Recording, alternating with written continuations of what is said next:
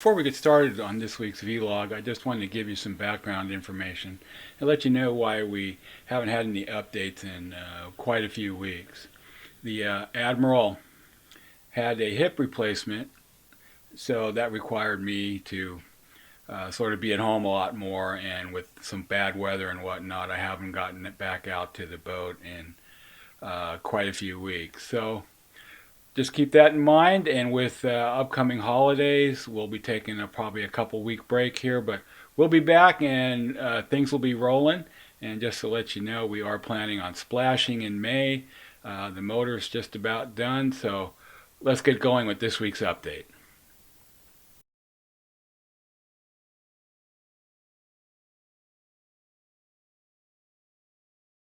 Before we get started on the galley sink install, I want to give you just a little bit of backstory here. Here in these next two shots, you see the existing 30 plus year old sink that came with my Morgan. If you look closely there on the bottom, you see a lot of pitting and discoloration. It doesn't really show up too good in this photo, but it's pretty significant. Also up in the corner, there's like an acid burn and some weird things going on with the stainless there. I tried sanding and buffing and all that. It made it a little bit better, but it just wasn't really as nice as I wanted it to be. Also, the strainer assembly there, it's hard to find plugs for it that actually fit. So when I saw this really nice sink that another owner had put in their boat on the Facebook group, I went ahead and started to take the plunge. So this is how it went. First step was to take out the existing plumbing fixtures, which you see here, and also to tape around the outside perimeter of the old sink. I did this to protect the new countertop finish surface that I had done earlier. And the next thing I did was drill a hole in about 3 of the corners so that I could have room to access a jigsaw or a small circular saw or a sawzall, whatever you have, and just simply begin to cut this sink out. I was able to do that because the sink that I'm buying requires a larger hole, so simply cutting it out made the process a lot easier.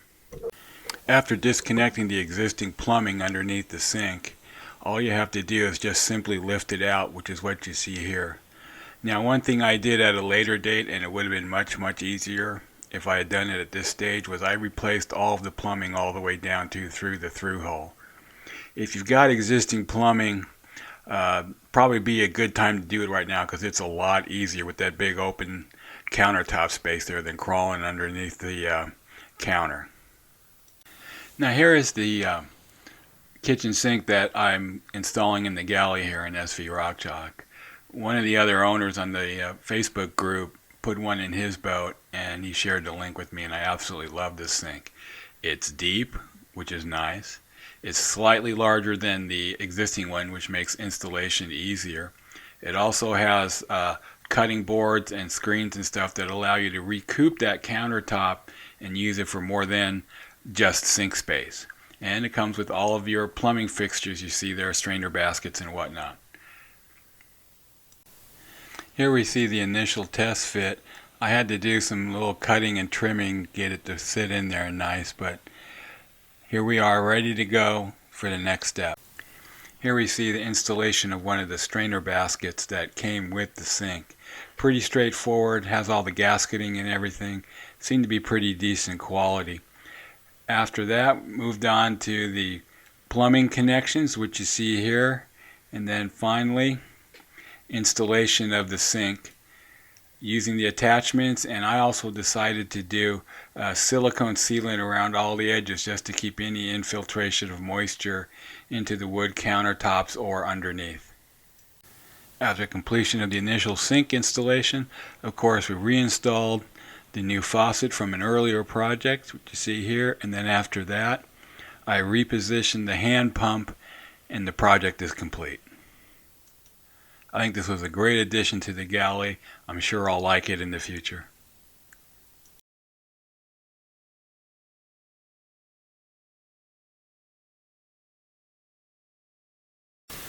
Let's take a deep dive into the budget update as we end this year. Let's start up here with engine room work. Nothing has really changed there, total $157. If you move down into the next area, electrical and miscellaneous upgrades. This is where I count for screws, bolts, wires, the new sump pump system that I put in, the upgraded electrical panel, the Simrad battery monitoring system, the soundproofing that I placed in the engine room, any epoxy and varnishing work, the water turbine, galley refrigeration, and the new carpet. That subtotal comes to $9,826, which you see here. Next area we're going to cover is the motor. This is direct motor parts. So we got the actual motor itself, the Beta 60 at 15.4. I bought the custom motor mounts there so that they would go back into fairly close to the location where the old motor was located at. Two of the sets had to be moved, but it wasn't really too bad.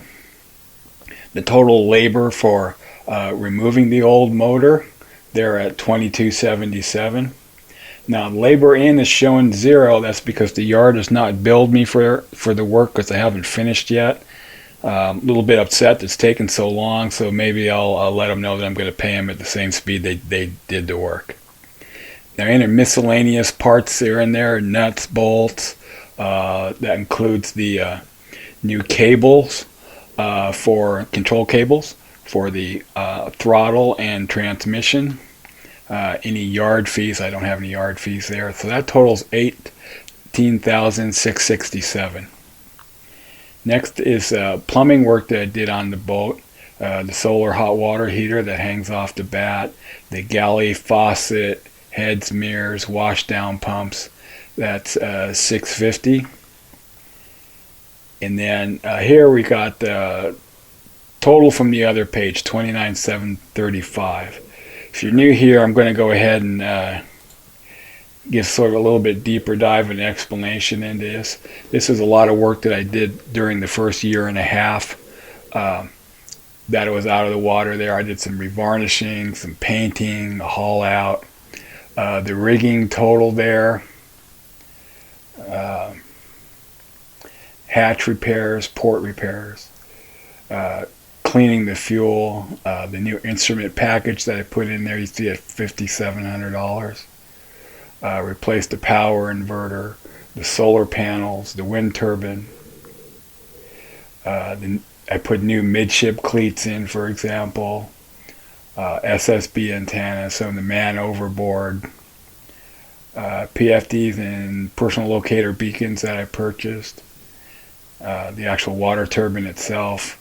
Here where you can see the crane time, the new mast step for the forward mast, the main mast, it was completely rotted out and need to replace the galley countertop work. So all that totaled $29,735.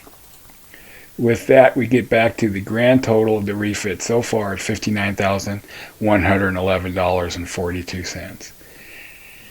We're probably going to have at least $2,500 to $3,200 for the remainder of the motor work.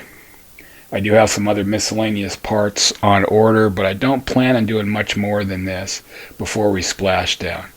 So with that, that's going to wrap us up for this week. Hope you all have a good holiday Christmas season, and remember to shine on. Well, if you made it all the way to the end, 2 big thumbs up. Speaking of thumbs up, if you haven't already, hit that subscription button. It really helps us out here a lot. We're trying to grow the channel, and as a small content provider, we really do appreciate every single subscription. While you're at it, also give us a thumbs up.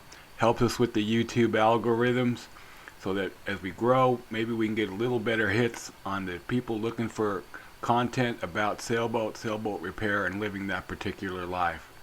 And one last shout out, hey, go ahead and give us a thumbs up on Facebook. What the heck? Do the trifecta. Talk to you later.